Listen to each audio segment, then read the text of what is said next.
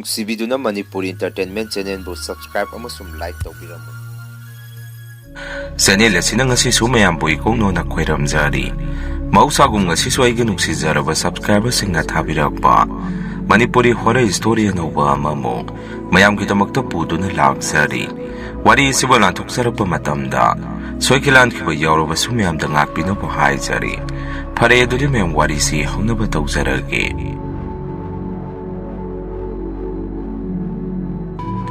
ꯋꯥꯔꯤꯁꯦ ꯃꯇꯝ ꯑꯗꯨꯗ ꯑꯩꯈꯣꯏ ꯌꯨꯝꯊꯪꯅꯕꯗ ꯑꯁꯦꯡꯕ ꯊꯣꯛꯈꯤꯕ ꯊꯧꯗꯣꯛ ꯑꯃꯒꯤ ꯋꯥꯔꯤꯅꯤ꯫ ꯌꯨꯝꯊꯪꯅꯕ ꯏꯃꯨꯡ ꯑꯁꯤꯗ ꯑꯍꯜ ꯑꯅꯤꯈꯛ ꯂꯩ꯫ ꯍꯅꯨꯕ ꯑꯍꯜ ꯑꯗꯨꯗꯤ ꯃꯇꯝ ꯑꯗꯨꯗ ꯃꯥꯏꯕꯅꯤ꯫ ꯑꯍꯜ ꯑꯁꯤ ꯃꯤꯇꯥꯁꯨ ꯌꯥꯝꯅ ꯂꯨꯕ ꯑꯍꯟꯅꯤ꯫ ꯑꯗꯨꯛ ꯌꯥꯝꯅ ꯆꯍꯤ ꯌꯥꯝꯕꯗꯨ ꯃꯄꯣꯠ ꯃꯆꯩ ꯌꯥꯝꯅ ꯂꯤꯛꯏ꯫ ꯃꯣꯏ ꯑꯗꯣꯝꯗꯒꯤ ꯄꯥꯜꯂꯛꯄ ꯍꯩ ꯔꯥꯁꯤ ꯑꯩꯈꯣꯏ ꯁꯣꯝꯗ ꯈꯤꯇꯪ ꯍꯥꯏꯊꯔꯛꯄꯁꯤ ꯑꯉꯥꯡꯁꯤꯡꯅ ꯍꯦꯛꯑꯒ ꯆꯥꯔꯨꯕꯗ ꯑꯩꯈꯣꯏꯗ ꯊꯤꯅ ꯊꯤꯅ ꯍꯦꯛꯇ ꯉꯥꯡꯖꯩꯕ ꯇꯧꯏ꯫ ꯅꯣꯡꯃꯁꯨ ꯇꯥꯃꯣꯆꯧꯒꯤ ꯃꯆꯥꯅꯨꯄꯥ ꯑꯉꯥꯡꯗꯨ ꯃꯣꯏ ꯑꯁꯣꯝꯗꯒꯤ ꯃꯁꯥ ꯃꯔꯣꯡ ꯈꯔ ꯍꯦꯟꯗꯣꯔꯛꯄ ꯍꯩꯅꯧ ꯄꯥꯟꯕꯤꯗꯨ ꯃꯗꯨꯒꯤ ꯍꯩꯅꯧꯗꯨ ꯑꯉꯥꯡ ꯑꯗꯨꯅ ꯍꯦꯛꯏꯉꯩ ꯑꯍꯜ ꯑꯗꯨꯅ ꯅꯨꯡ ꯊꯣꯝꯃꯛꯇꯅ ꯑꯉꯥꯡꯗꯨ ꯃꯀꯣꯛ ꯀꯥꯏꯔꯦ ꯍꯥꯏꯗꯅ ꯇꯥꯃꯣꯆꯧ ꯍꯣꯏ ꯑꯩꯈꯣꯏ ꯏꯇꯩꯃ ꯍꯣꯏꯁꯦ ꯌꯥꯝꯅ ꯁꯥꯎꯔꯒ ꯂꯩꯔꯝꯃꯤ꯫ ꯑꯩ ꯊꯕꯛ ꯍꯜꯂꯛꯄꯗꯁꯨ ꯇꯥꯃꯣꯆꯧꯅ ꯁꯨꯝꯅ ꯍꯥꯏꯔꯛꯏ, ꯕꯁꯟꯇ ꯑꯁꯣꯝꯒꯤ ꯑꯍꯟꯁꯤ ꯃꯤ ꯌꯥꯝꯅ ꯐꯔꯣꯏꯗꯣꯔꯤ꯫ ꯑꯉꯥꯡꯁꯤꯗ ꯅꯨꯡ ꯍꯨꯜꯂꯛꯇꯅ ꯃꯀꯣꯛ ꯀꯥꯏꯔꯦ ꯏꯆꯥꯅꯨꯄꯥꯁꯤ, ꯃꯁꯤ ꯑꯩ ꯍꯦꯛꯇ ꯇꯧꯔꯨꯔꯒꯦ꯫ ꯇꯥꯃꯣꯆꯧꯒꯤ ꯋꯥꯐꯝ ꯑꯗꯨꯗ ꯑꯩꯅꯁꯨ, ꯇꯥꯃꯣꯆꯧ ꯉꯥꯏꯈꯣꯗ ꯑꯍꯟꯅꯤ, ꯃꯥꯟꯅꯔꯨꯅꯨ ꯀꯌꯥꯝ ꯀꯨꯏꯅ ꯂꯩꯗꯣꯔꯤꯒꯦ ꯑꯍꯜ ꯃꯣꯏꯅꯕꯨ꯫ ꯑꯗꯣ ꯁꯣꯝꯗ ꯃꯣꯏꯒꯤ ꯃꯍꯩ ꯃꯔꯣꯡ ꯍꯩ ꯂꯩ ꯏꯟꯁꯥꯡ ꯅꯥꯄꯤ ꯑꯩꯈꯣꯏ ꯁꯣꯝꯗ ꯍꯦꯟꯗꯣꯔꯛꯏꯕꯁꯤ ꯃꯁꯤꯃꯗꯤ ꯃꯣꯏ ꯆꯪꯉꯒ ꯌꯥꯟꯊꯠꯀꯦꯔꯥ ꯀꯔꯤꯅꯣꯃꯗꯤ ꯇꯧꯔꯣ ꯍꯥꯏꯔꯣ꯫ ꯑꯗꯨ ꯅꯠꯇ꯭ꯔꯒꯗꯤ ꯑꯉꯥꯡꯁꯤꯡ ꯑꯁꯤꯁꯨ ꯈꯪꯗꯕꯅꯤꯅ ꯆꯥꯅꯤꯡꯕ ꯍꯥꯏꯗꯣ ꯄꯣꯛꯄꯅꯤꯅ ꯍꯦꯛꯇ ꯍꯦꯛꯎꯔꯒ ꯆꯥꯔꯨꯔꯅꯤ꯫ ꯏꯇꯩꯃꯅ ꯑꯃꯨꯛ ꯕꯁꯟꯇ ꯃꯗꯨꯁꯨ ꯃꯣꯏ ꯌꯥꯔꯣꯏ, ꯈꯣꯏꯗꯧꯁꯨ ꯑꯣꯟꯊꯣꯛꯅ ꯁꯥꯎꯅꯤꯡꯈ꯭ꯔꯦꯗ ꯑꯉꯥꯡ ꯃꯀꯣꯛ ꯊꯨꯒꯥꯏꯔꯛꯄꯁꯤ꯫ ꯑꯩꯅ ꯃꯣꯏ ꯏꯇꯩꯃ ꯑꯍꯟꯁꯦ ꯂꯥꯏ ꯇꯤꯟꯒꯤ ꯖꯨꯠ ꯆꯥꯗꯕ ꯊꯕꯛ ꯌꯥꯝꯅ ꯇꯧꯕꯅꯤ, ꯀꯌꯥꯝ ꯃꯥꯟꯅꯔꯨꯅꯨ, ꯑꯩꯈꯣꯏꯗ ꯀꯩꯅꯣ ꯑꯃꯨꯛ ꯇꯧꯁꯜꯂꯛꯇꯅ ꯀꯣꯟꯅ ꯑꯩꯈꯣꯏ ꯕꯦꯔꯥ ꯀꯥꯅꯤ꯫ ꯁꯨꯃꯥꯏꯅ ꯏꯇꯩꯃ ꯍꯣꯏ ꯇꯥꯃꯣꯆꯧ ꯍꯣꯏꯁꯦ ꯑꯩꯅ ꯅꯨꯃꯤꯠꯇꯨꯃꯗꯤ ꯐꯥꯊꯕꯤꯔꯝꯃꯤ꯫ ꯅꯨꯃꯤꯠ ꯑꯣꯏꯁꯦ ꯏꯃꯥꯟꯅꯕ ꯑꯃꯒꯤ ꯂꯨꯍꯣꯡꯕꯒꯤ ꯊꯕꯛ ꯏꯪꯈꯥꯡꯁꯨ ꯈꯔ ꯁꯨ ꯅꯣꯝꯕ ꯆꯠꯄ ꯈꯔ ꯌꯥꯎꯕꯤꯔꯨꯕꯗꯨꯗ ꯃꯌꯥꯝ ꯄꯨꯟꯅ ꯆꯥꯛ ꯆꯥꯈ꯭ꯔꯁꯤ ꯍꯥꯏꯗꯅ ꯂꯨꯍꯣꯡꯗꯧꯔꯤꯕ ꯏꯃꯥꯟꯅꯕꯗꯨꯅ ꯃꯌꯥꯝꯒꯤ ꯆꯥꯛ ꯑꯃ ꯁꯤꯜꯂꯛꯑꯝꯃꯤ꯫ ꯏꯃꯥꯟꯅꯕ ꯃꯌꯥꯝꯗꯁꯨ ꯑꯩꯅ ꯇꯥꯃꯣꯆꯧꯒꯤ ꯃꯆꯥꯅꯨꯄꯥ ꯑꯉꯥꯡꯗꯣ ꯃꯀꯣꯛ ꯀꯥꯏꯕꯒꯤ ꯋꯥꯔꯤꯗꯨ ꯁꯨꯝ ꯋꯥꯔꯤ ꯇꯧꯏ꯫ ꯏꯃꯥꯟꯅꯕꯁꯤꯡ ꯑꯗꯨꯅꯁꯨ ꯁꯨꯝꯅ ꯍꯥꯏꯔꯛꯏ, ꯑꯣꯟꯊꯣꯛꯅ ꯐꯠꯈꯤꯗ꯭ꯔꯦꯗ ꯑꯍꯟꯗꯣ꯫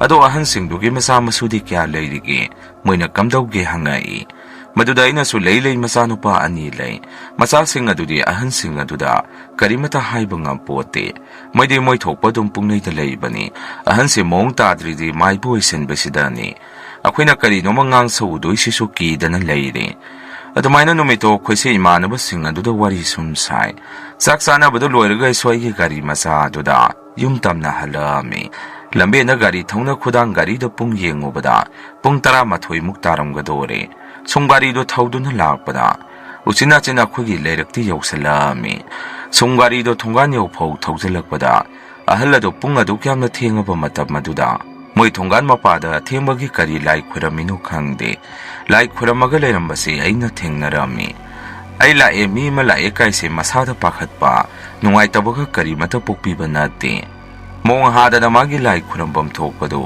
ꯑꯩꯈꯣꯏꯒ ꯃꯣꯏꯒ ꯇꯥꯏꯅꯕ ꯂꯝꯂꯣꯡ 3 ꯐꯥꯡꯕ ꯖꯒꯥꯗꯨ ꯑꯗꯥꯏꯗꯣ ꯂꯥꯏꯗꯣ ꯈꯣꯏꯔꯝꯃꯒ ꯑꯗꯨꯝ ꯂꯩ꯫ ꯑꯩꯁꯨ ꯃꯗꯨ ꯎꯕꯗ ꯋꯥꯈꯟꯗ ꯑꯁ ꯑꯣꯟꯊꯣꯛꯅ ꯍꯩꯅꯔꯣꯏꯗꯣꯔꯤꯗ, ꯄꯨꯡ ꯑꯁꯨꯛ ꯌꯥꯝꯅ ꯊꯦꯡꯉꯀꯥꯟꯁꯤꯗ ꯃꯁꯤꯒꯤ ꯑꯍꯜ ꯑꯁꯤꯗꯤꯕ ꯃꯥꯡꯃꯛꯇꯅꯤ ꯃꯥꯅ ꯇꯧꯔꯤꯁꯤ, ꯑꯁꯤꯕꯨ ꯎꯁꯤꯟꯅꯗꯕ ꯁꯥꯔꯒ ꯆꯪꯈꯤꯕꯁꯨ ꯌꯥꯗ, ꯃꯁꯤꯒꯤ ꯑꯍꯟꯁꯤ ꯄꯨꯔꯥ ꯀꯩꯅꯣꯝꯒꯤ ꯑꯍꯟꯅꯤꯀꯣ꯫ ꯑꯁꯨꯝꯅ ꯑꯩꯁꯦ ꯒꯥꯔꯤꯗꯣ ꯊꯣꯡꯒꯥꯟ ꯃꯄꯥꯗ ꯈꯥꯝꯃꯒ ꯌꯨꯝꯗ ꯆꯪꯗ꯭ꯔꯤꯉꯩ ꯑꯗꯥꯏꯗ ꯑꯩꯁꯦ ꯇꯤꯟ 3ꯂꯛ ꯊꯨꯏ ꯁꯤꯠꯇꯣꯛꯑꯝꯃꯤ꯫ ꯑꯗꯨꯒ ꯒꯥꯔꯤꯗꯣ ꯌꯨꯝꯗ ꯊꯧꯖꯤꯜꯂꯛꯏ꯫ ꯑꯩꯁꯨ ꯏꯃꯨꯡꯗ ꯆꯪꯗ꯭ꯔꯤꯉꯩ ꯃꯩꯈꯦꯠ ꯑꯃꯠꯇꯁꯨ ꯏꯁꯥꯗ ꯈꯦꯠꯇꯣꯛꯍꯧꯗ꯭ꯔꯦ꯫ ꯑꯗꯨꯝ ꯑꯩꯒꯤ ꯀꯥꯗ ꯆꯪꯉꯝꯃꯤ꯫ ꯏꯃꯨꯡꯒꯤ ꯃꯤꯁꯨ ꯂꯣꯏꯅ ꯇꯨꯝꯅꯈ꯭ꯔꯕ ꯃꯥꯜꯂꯤ꯫ ꯑꯩ ꯂꯥꯛꯄꯗꯣ ꯃꯣꯏꯁꯨ ꯑꯃꯠꯇ ꯇꯥꯗ꯭ꯔꯦ꯫ ꯑꯩꯁꯨ ꯑꯩꯒꯤ ꯀꯥꯗ ꯐꯨꯔꯤꯠ ꯐꯤꯔꯣꯟ ꯍꯣꯡꯇꯣꯛꯑꯒ ꯃꯄꯥꯟꯗ ꯉꯥꯏꯍꯥꯛ ꯊꯣꯛꯎꯒꯦ ꯍꯥꯏꯗꯅ ꯇꯣꯏꯂꯦꯠ ꯇꯧꯕ ꯊꯣꯔꯛꯄꯗ ꯑꯩꯈꯣꯏ ꯊꯣꯡꯒꯥꯟ ꯒꯦꯠ ꯃꯄꯥ ꯑꯗꯥꯏꯋꯥꯏꯗ ꯐꯅꯦꯛ ꯑꯉꯥꯡꯕ ꯁꯦꯠꯄ ꯅꯨꯄꯤ ꯑꯃ ꯃꯨꯁꯤ ꯂꯦꯞꯄꯒ ꯂꯩꯕꯗꯣ ꯑꯩꯅ ꯎꯔꯛꯑꯝꯃꯤ꯫ ꯁꯛꯐꯝ ꯑꯗꯨꯗꯤ ꯀꯌꯥ ꯃꯌꯦꯛ ꯁꯦꯡꯅ ꯎꯗꯦ꯫ ꯏꯁꯥꯗ ꯑꯩꯁꯨ ꯃꯗꯨ ꯎꯕꯗ ꯁ꯭ꯋꯥꯏ ꯂꯥꯎꯕ ꯀꯔꯤꯒꯨꯝꯕ ꯑꯃ ꯄꯣꯛꯈꯤꯗꯅ ꯇꯣꯏꯂꯦꯠ ꯇꯧꯔꯝꯗꯅ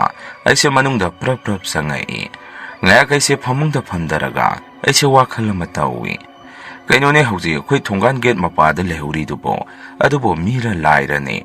ꯑꯩꯗꯤ ꯉꯁꯤꯒꯤ ꯅꯨꯃꯤꯠꯁꯦ ꯀꯔꯤꯅꯣꯃꯗꯤ ꯇꯧꯔꯅꯤꯁꯦ ꯈꯪꯉꯕꯅꯤ꯫ ꯑꯁ ꯇꯨ ꯆꯣꯡꯉꯤꯍꯦ ꯍꯧꯖꯤꯛꯀꯤꯗꯨꯗꯤ꯫ ꯑꯩ ꯉꯁꯤꯗꯤ ꯃꯄꯥꯟ ꯊꯣꯛꯄ ꯌꯥꯔꯔꯣꯏ, ꯑꯩ ꯇꯨꯝꯍꯧꯔꯒꯦ꯫ ꯑꯁꯨꯝꯅ ꯑꯩꯁꯦ ꯀꯤꯅ ꯅꯨꯃꯤꯠꯇꯨ ꯑꯗꯨꯝ ꯇꯨꯝꯁꯜꯂꯛꯑꯝꯃꯤ꯫ Mang asidasu ngasaygi fanek angang baset pinupisi ay gimangduda mukurami.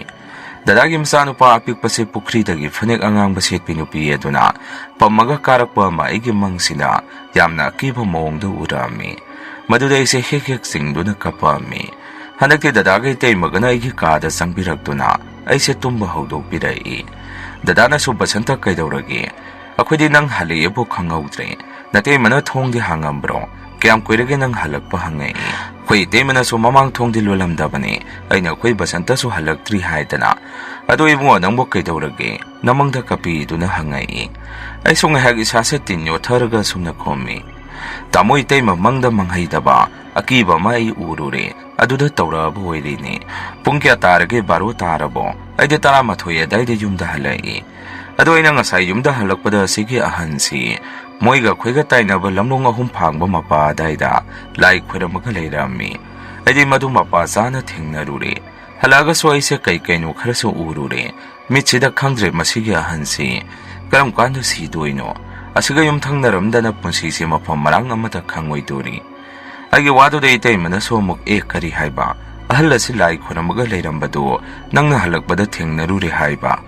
Onthokpanida basanta nangso nasado may ga oktuobo ay namuy tay mamay pawday so oktuodre ado thonggan sangamday da tinbudi ahumlak silam labani tasong namu basanta sumay na kara tawri kangagati nangso kara na yumda halak na batawsini akoy gidi yumsiso ahal layba na tido natay magaiga mangayre nang buyang sandoysi ado potaro tumamday yunggi sor kwera magatummo karisu tawroy si haramduna itay maga tamoga sudum thokre numitude dum hauki masigi matung matang khra leiraga yumthang naba ahan maibado magi nupidu maningda makhong hamba sangubada nonga takibagi isang marakaduda nantuduna laikidre haidana tamosong na engonda phone tawrei aina thabak mafamda leiringai aidi maduda ahamada ahan maibadu madu leitre haidana chiran taran tarudana tamosauda haraumandana sumnaga hairui Tamoso ahal adu leitre hairino adudi nga sa se ay pasabudi paidi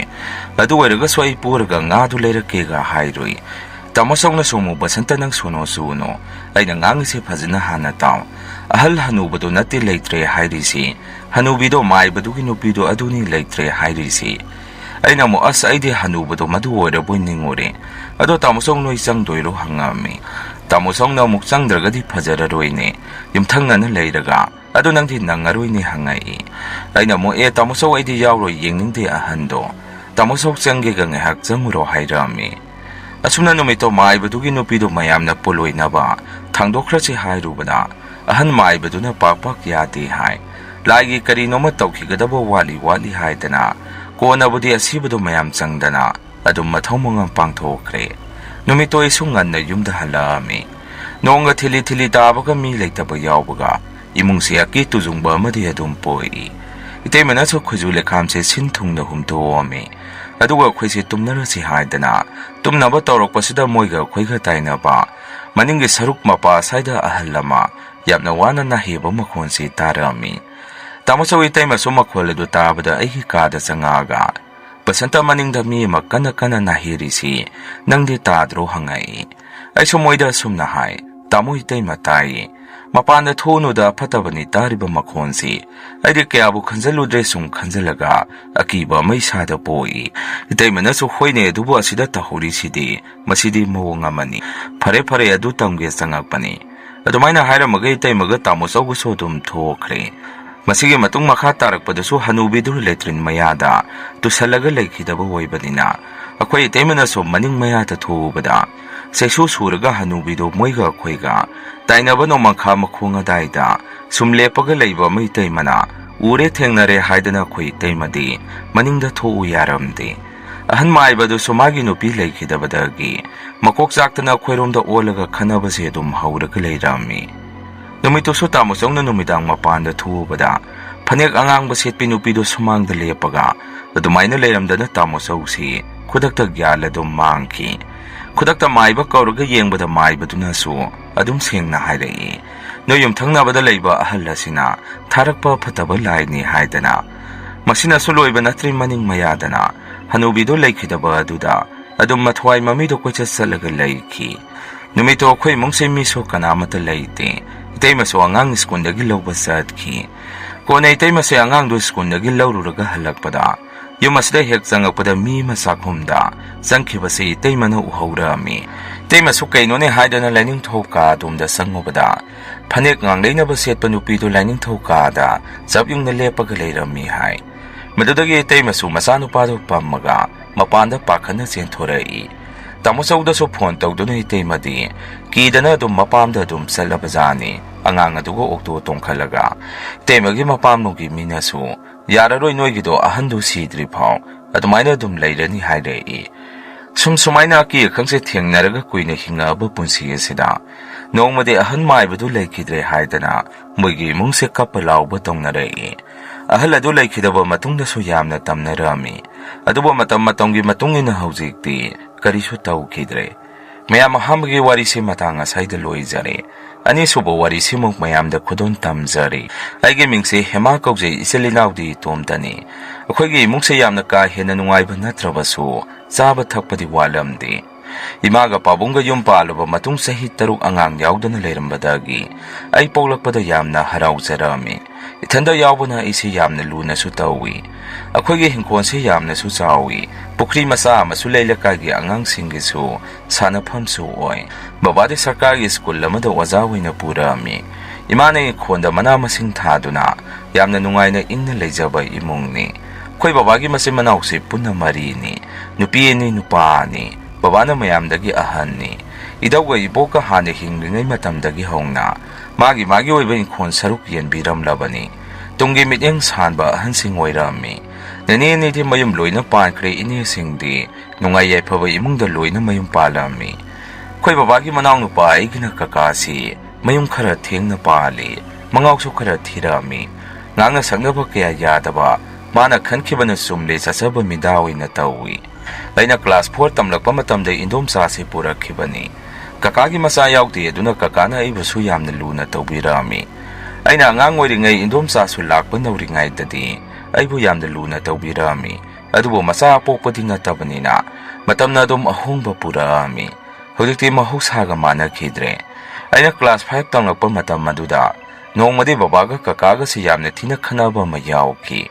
Aidi angango oibanina khara kena suyolakpagi imungi awanungagi matangda kya khangamde aigi lepham thokpa dum pungnei da leirei aduna khanariba aduso kari marungino haiba aidi khangamde babaga kakaga khanakiba numitudagi kakase akhoi romdaga somata sangakhidre aigi babase masagi oina su khara pingalli sauba thui adubo mingondadi kya kaidi manabu yakhidragadi pathekta takanba midani Nongma nene su laktuna nesa wina babada sumna hai.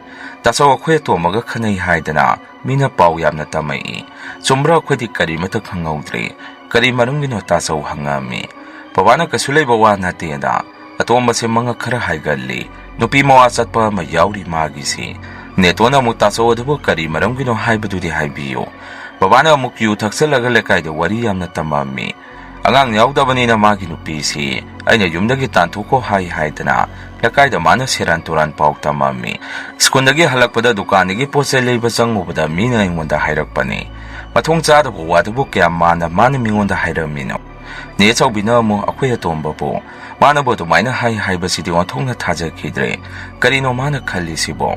Neto na mo atombagi nupisi heklakpadagi. Kaya pabo oiroy haiba si ay di kangkrabani. Mityang na iyang amasumdi haidana. Isiyada so ay na dum hairito ni.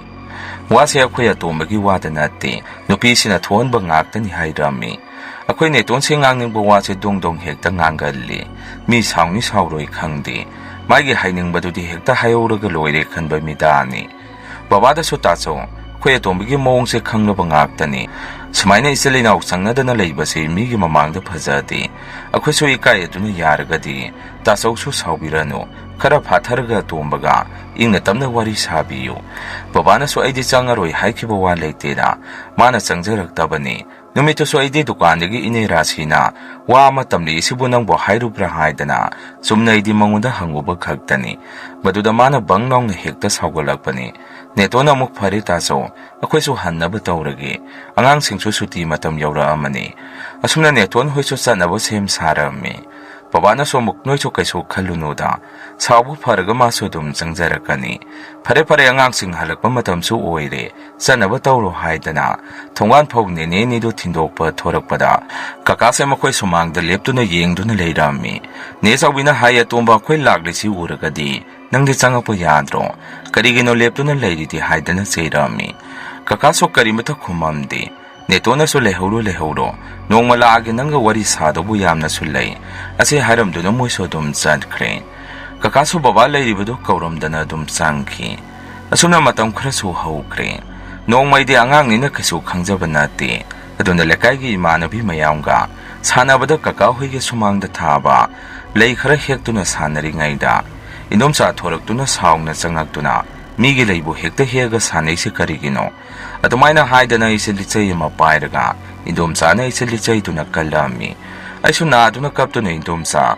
ai hekjararoi phubiganu nai haidana haijarami adum indomsa su saungni imungda sangkhre aisu kaptuna yumlomda lakpada inkhonda imani insang napi hektuna leirambadagi aina kaptuna lakpaduda sa thoibi kaidorigi kanaga khanaragi maduda igi khut khongda chaina kankibagi mami leibaduda imadi pakhatana kaidorage kanana tawri inu hangai aina so indom sa higi lei khara hi ubagi phurakpani hairami imadi yamna sawi kari lei khara hekpagi bu asuk thina phuba hongna bro haidana indom sa bu kauthoami indom sa su thoraktuna kaidorage se lak tana mapandagi kauri idubu hangai imana so indom sa da kaigino nangna angang asida asuk thina phuri ti hangami Indom sana so migi lei mayama mahektuna angang mayamga sekhaidana sanaramini adugi khara phubani maduda imana angang na lei khara hekpagibo asuk thina tamnana chepham tana phuri se kari nungai tabu leigi indom sana so hera ise lam helena khara warakpani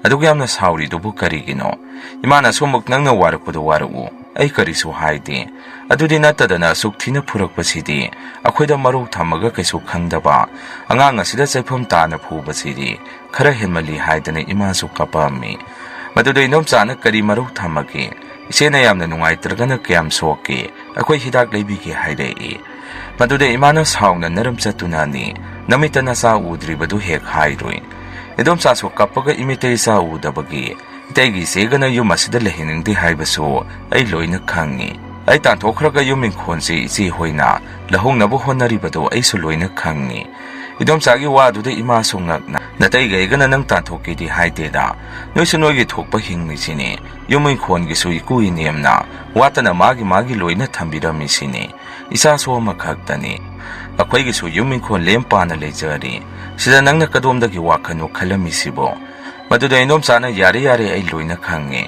sapi kro hairam duna maningomda dum thokre ima chu thawai nungai tana yumda dum sangai numitugi numidang du inom sana kakada kari ahenba haibno khangde yamna saungna laktuna babada tasau khoina khosibo kyam leheningdrage akhoi dong sanduna khanaba hauri sibo hairei babana su kari tawrenga sina kari mu khaijala age hangame kakana mu itai mananga sai laaga Nanau nupida angang yaudabagi yumda leiba yaroi hairami hai kakagi wa du de ima su ta du na mapanda thoraktuna aidi yumda leiba yaroi de aidi hai kide itai manala ami do kari marumgi la ami no do nang hangabo nangi nupida kakada mo ta song nupi angang nya holakano nupa maseng ngang na si itai manang ngambado manungda dung ngamhallo mapanda thorakano hairei kakagi wa du da baba su saungna kari thaksi kasinai da bahaidana kakabu phurami madudagi kakasu saungna taksong nupi haktaki aingonda khutharaba yengnaba tare dana hairamduna dum satki babana so saungna nupi na ngamba kaina so hairine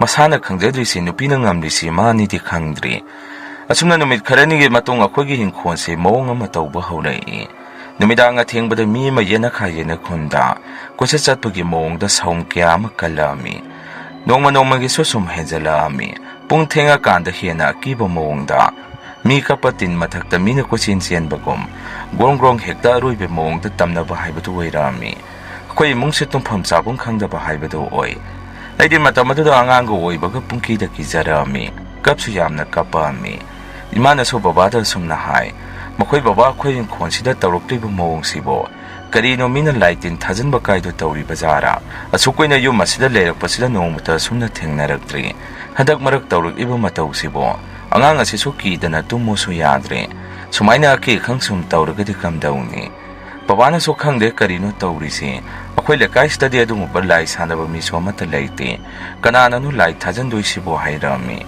ꯏꯃꯥꯅ ꯃꯈꯣꯏ ꯕꯕꯥꯒ ꯅꯨꯡꯉꯥꯏꯅꯗꯕ ꯈꯟꯅ ꯆꯩꯅꯈꯤꯕꯒ ꯌꯥꯎꯈꯤꯕ꯭ꯔꯣ ꯍꯟꯗꯛꯁꯦ ꯍꯪꯉꯝꯃꯤ ꯕꯕꯥꯅꯁꯨ ꯀꯗꯥꯏꯗꯒꯤ ꯈꯟꯅ ꯆꯩꯅꯕꯅꯣꯅꯦ ꯅꯪꯅ ꯍꯥꯏꯔꯤꯗꯨꯕꯣ ꯑꯩꯕꯨ ꯀꯅꯥꯒ ꯈꯟꯅꯔꯨꯗꯣꯏꯅꯣ ꯈꯨꯝꯃꯝꯃꯤ ꯃꯗꯨꯗ ꯏꯃꯥꯅꯁꯨ ꯑꯩꯈꯣꯏ ꯑꯇꯣꯝꯕꯒ ꯍꯟꯗꯛ ꯈꯔ ꯈꯟꯅꯕꯗꯨꯒꯤ ꯃꯥꯏꯕ ꯃꯥꯏꯕꯤ ꯇꯥꯟꯅꯔꯒ ꯇꯧꯔꯛꯑꯕꯖꯥꯔ ꯍꯥꯏꯔꯝꯃꯤ ꯕꯕꯥꯅꯁꯨ ꯀꯗꯥꯏꯗꯒꯤ ꯃꯥꯏꯕ ꯃꯥꯏꯕꯤꯅꯣ ꯃꯥꯅ ꯈꯪꯅꯔꯨꯝꯗꯣꯏꯁꯤꯕꯣ ꯐꯅ ꯅꯨꯡꯉꯥꯏꯅꯗꯕ ꯂꯩꯔꯒꯁꯨ ꯑꯗꯨꯃꯥꯏꯅꯗꯤ ꯃꯥꯅ ꯑꯩꯈꯣꯏꯗ ꯇꯧꯔꯛꯑꯣꯏ ꯅꯪꯁꯨ ꯑꯇꯣꯝꯕꯒꯤ ꯃꯒꯨꯟ ꯈꯪꯂꯤꯗꯨꯅꯤ ꯏꯃꯥꯅꯁꯨ ꯍꯣꯏ ꯑꯇꯣꯝꯕꯒꯤ ꯃꯒꯨꯟꯕꯨꯗꯤ ꯑꯩꯁꯨ ꯈꯪꯉꯤ ꯃꯥꯅꯗꯤ ꯂꯥꯏ ꯇꯤꯟ ꯊꯥꯖꯟꯒꯗꯕꯗꯤ ꯂꯩꯇꯦ ꯍꯟꯗꯛ ꯍꯣꯡꯉꯛꯏꯕ ꯃꯑꯣꯡꯁꯤꯗ ꯑꯩꯁꯨ ꯖꯥꯠ ꯖꯥꯠ ꯈꯜꯂꯨꯔꯦ ꯐꯔꯦ ꯐꯔꯦ ꯃꯇꯝ ꯈꯔꯗꯤ ꯌꯦꯡꯂꯁꯤ ꯐꯠꯇ ꯐꯠꯇ꯭ꯔꯒꯅ ꯀꯔꯤꯅꯣꯗꯨ ꯌꯦꯡꯊꯣꯛꯑꯁꯤ ꯊꯦꯡꯉꯦ ꯇꯨꯝꯃꯁꯦ ꯍꯥꯏꯗꯅ ꯅꯨꯃꯤꯠꯇꯨꯗꯤ ꯑꯗꯨꯝ ꯇꯨꯝꯅꯔꯝꯃꯤ ꯃꯇꯝ ꯈꯔꯁꯨ ꯍꯧꯈ꯭ꯔꯦ ꯑꯗꯨꯕꯨ ꯑꯩꯈꯣꯏ ꯏꯃꯨꯡꯗ ꯇꯝꯅꯕꯗꯤ ꯅꯣꯡꯃ ꯅꯣꯡꯃꯒꯤ ꯁꯨꯝ ꯍꯦꯜꯂꯛꯑꯝꯃꯤ ꯅꯣꯡꯃ ꯆꯥꯛꯇꯣꯛꯑꯒ ꯇꯤꯚꯤ ꯌꯦꯡꯅꯔꯤꯉꯩ ꯃꯄꯥꯟꯒꯤ ꯊꯣꯡ ꯑꯁꯤ ꯀꯅꯥꯅꯣ ꯑꯃꯅ ꯊꯤꯜꯂꯛꯏ ꯕꯕꯥꯅ ꯀꯩꯅꯣꯅꯦ ꯅꯨꯃꯤꯗꯥꯡꯁꯤꯗ ꯊꯣꯡ ꯊꯤꯜꯂꯤꯁꯤꯕꯨ ꯍꯥꯏꯗꯅ ꯊꯣꯡꯗꯣ ꯍꯥꯡꯇꯣꯛꯎꯕꯗ ꯀꯅꯥꯁꯨ ꯂꯩꯔꯝꯗꯦ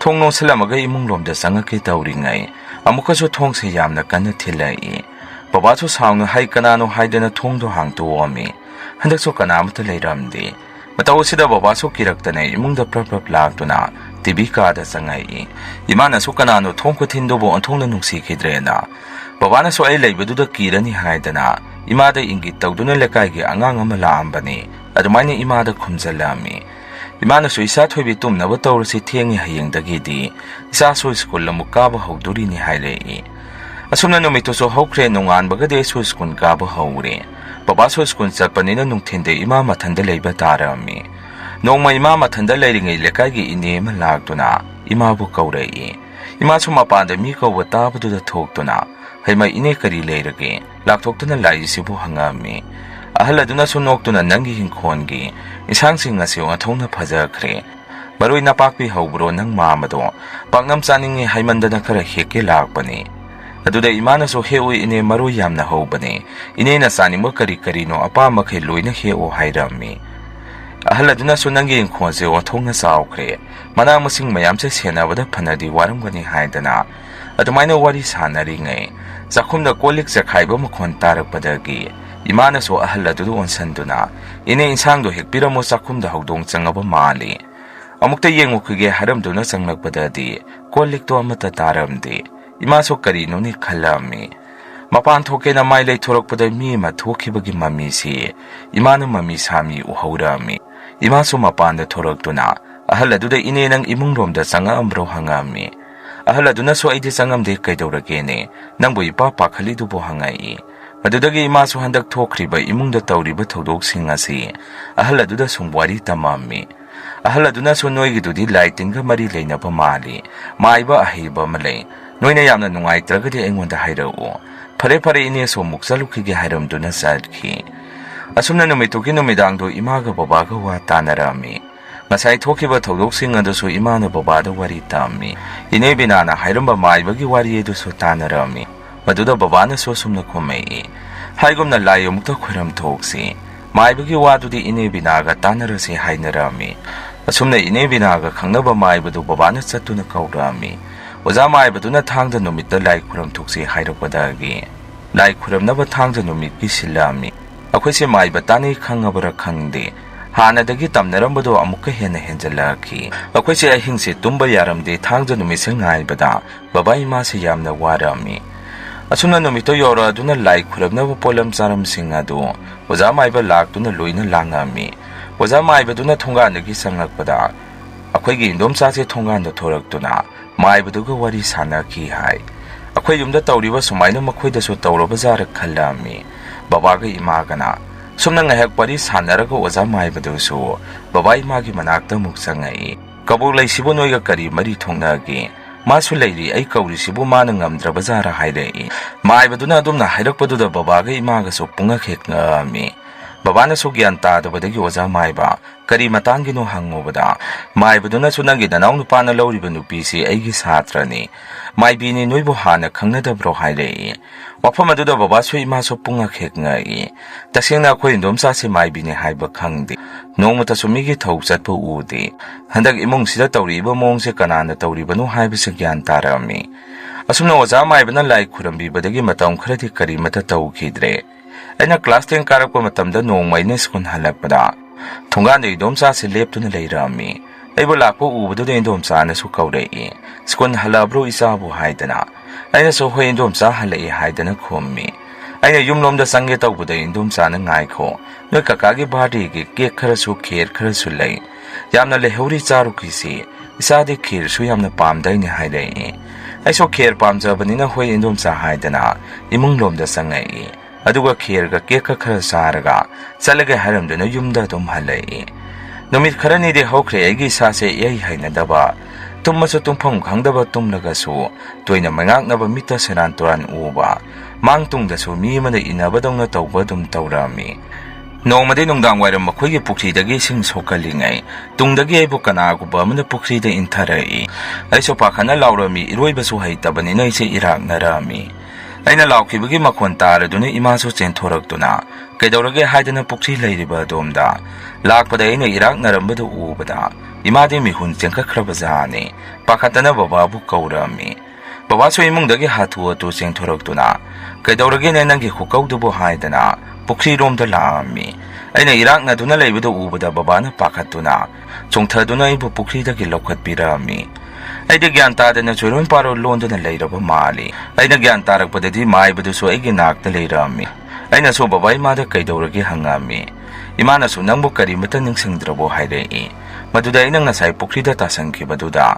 Aidi madukhak ningsingi hairami. Babana so yare angangdu pothajara sanu haidana. Babaga maibaduga thukminaki. Adumaina maibaduga babaga wari sana thorakpaduda. Maibaduna so babada sumna hairei. Ibungo angangse punaba bana puiko. Seksina senong ngasi so mabu hanabu honaramliba.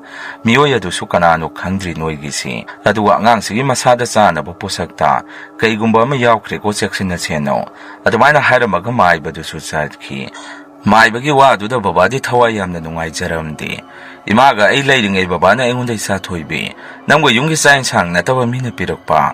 Kari sarugi hangai. Aina so kai so chadeda baba yunggi natana. Aide yumda dum leirisidi. Imanabi singa sak chanaba su nongbata yaudi. Yunggi nataba pot chaba haibu nongma. Indom chana kakagi badi gini haidana. Kherga keka sakhibado madu khaktani hairami. Baba su indom chana tawbuni haiba khanglakpadagi. Sauksu yamna sauningami. Aduga kapsu yamna kapami. Imana su kaidabu yaurki hangubada. Babana atokpa su nataba. Agi isa sida makhuna tawramni sibu karino. Isa thubisi makhoi su masa natabra haidana kapami. Ima su karino malaire khanduna kaidabu yaurki mayak singna haibiu haidana. Babada hangami. Babana su ngasai maibaduna hairambadu imada wari tamami. Maduda ima su wakalon thungna takhidre dako haidana kapami. Asumna matam khraso hawkre nongmade aina tomlingai. Aigi mingse kaurei. Aisa tomambadagi mikap thoroktuna kauribadugi maikeita laami. Thong hangduna mapanda thomi adubu mapanda. Amubu ngakta setpa masam sangbi nupi ama leirami. Mana ibo khoi pukhri leiba domda punaba honai. Aisu gyan tadadana tarang amada nupidugi matungina duna. Pukhri romda salami. Pukhri mayada leptuna ibo kaurei. Aina pukhri da kunge tawrakpada tungdagi imana. Aigi khutse phaduna ibo konsanbirami. Numituda ima thoramdragadi aigi aroiba soiramgani.